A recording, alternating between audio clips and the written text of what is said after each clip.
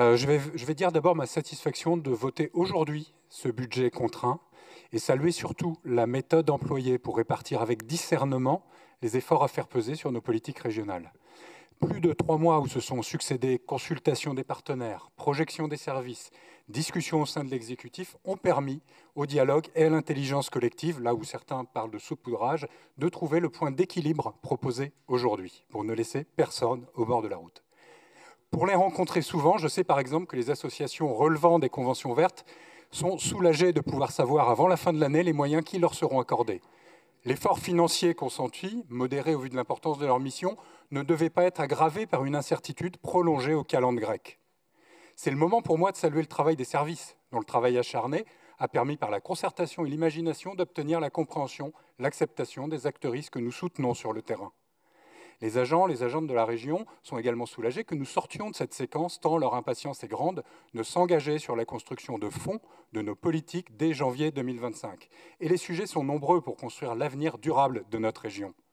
L'animation des stratégies de l'économie sociale et solidaire et de l'économie circulaire, socle de l'épanouissement d'activités soutenables contre un capitalisme extractiviste décomplexé.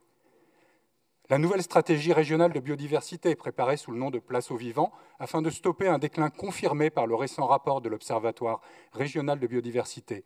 Il est urgent de réagir quand l'État remet en cause les objectifs d'arrêt de l'artificialisation qui réduit et dégrade les habitats naturels. Aujourd'hui, c'est toujours l'équivalent de 6 terrains de football dans notre région et par jour qui sont stérilisés. Je parle aussi de la préparation de la prise de compétences, animation, concertation sur les sujets de l'eau, avec création de 3 postes déconcentrés à la clé. Là aussi, urgence à ne plus attendre tant les indicateurs de qualité de l'eau se dégradent, au même moment où l'État abandonne le front de la réduction des pesticides. Poursuite également de la co-animation avec les services de l'État, cette fois également, de la COP régionale pour la transition, doublée de la COP lycéenne, qui embarque une génération inquiète qui veut agir pour son avenir. Et puis les premiers engagements financiers au titre des CRST de nouvelle génération, dont 10% sont désormais fléchés pour la biodiversité. Arnaud Jean a évoqué les égards maintenus pour la jeunesse, mot qui rime avec la robustesse que nous devons leur offrir pour l'avenir et qui ne pourra s'appuyer que sur la bonne santé de la nature. C'est pourquoi sont aussi garantis en 2025 la poursuite de la végétalisation des cours de lycée, programme porté avec Carole Canette, Nature au lycée, et les moyens donnés à l'Agence régionale de biodiversité dont l'équipe vient de se renforcer pour initier et soutenir l'action des collectivités et aider les entreprises à rejoindre la mobilisation générale régionale pour le vivant.